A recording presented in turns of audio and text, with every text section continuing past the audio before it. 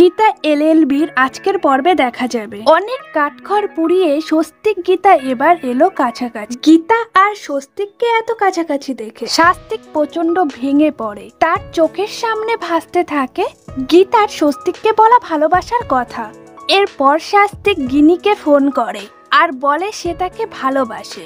গিনি প্রচন্ড ইমোশনাল হয়ে যায়, কিন্তু স্বস্তিকের চোখের সামনে ভেসে চলেছে গীতার বলা স্বস্তিকের ভালোবাসার কথা।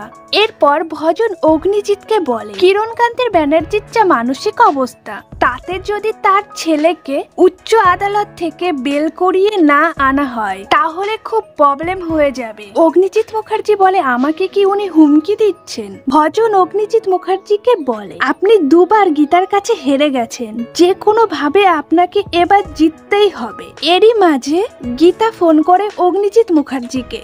গীতা অগ্নিজিৎ মুখার্জিকে বলে আমি আপনাকে একটা ভালো খবর দেওয়ার জন্য ফোন করেছি। স্বস্তিক মুখার্জির জ্ঞান ফিরেছে, এবার সে স্বচ্ছন্দে কোর্টে যাবে, সাক্ষীও দেবে আর তারপরে বাড়িতে যাবে আর বলবে বাবা তুমি যেটা করছো সেটা অন্যায়। অগ্নিজিৎ মুখার্জি প্রচন্ড রেগে যায়। সে বলে আমার ছেলেকে কিন্তু খেলার ঘুঁটি বানাবেন, আমি ওর জন্য সবকিছু করতে পারি। গীতা বলে আমি ওকে খেলার ঘুঁটি বানাইনি, ও আমার হাজবেন্ড হয়। অগ্নিজিৎ মুখার্জি বলে আমি মানি না, ও তোমার স্বামী নয়, ও আমার ছেলে আর ও অন্য কারোর স্বামী হবে। তুমি নিজেকে প্রস্তুত করে নাও। আর রইল কৃপান ব্যানার্জি, ওকে আমি উচ্চ আদালত থেকে জামিন করিয়ে নিয়ে আসব, তুমি সেখানে পৌঁছাতেই পারবে না।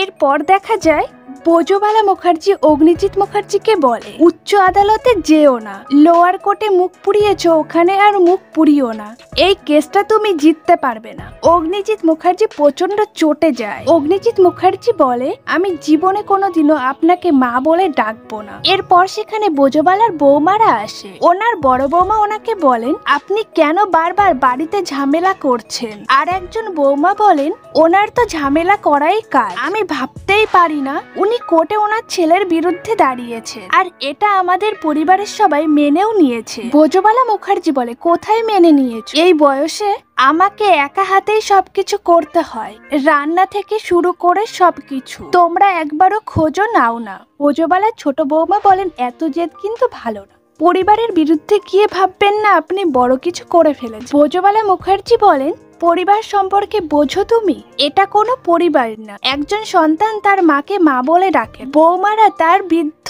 শাশুড়িকে সম্মান করে না, পরিবার গড়বে যে সে আসছে। ওনার বড় বৌমা বলেন কার কথা বল, পরিবার গড়বে গীতা আর সে আসছে। অগ্নিজিৎ মুখার্জি জাগ্রতীকে বলে স্বস্তিক সুস্থ হয়েছে, এবার ওকে বাড়ি আনার ব্যবস্থা করো, আমি চাই না স্বস্তিক কোনোভাবে গীতার সাথে যোগাযোগ রাখুক।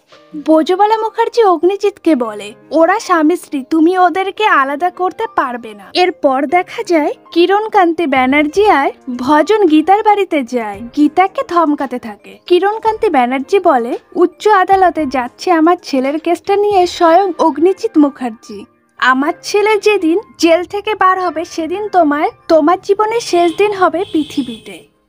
ভিডিওটি ভালো লাগলে অবশ্যই লাইক কমেন্ট শেয়ার করবেন। ডেইলি নিত্য নতুন ভিডিও পেতে ছায়াছবির জগৎ চ্যানেলটিকে সাবস্ক্রাইব করতে ভুলবেন না।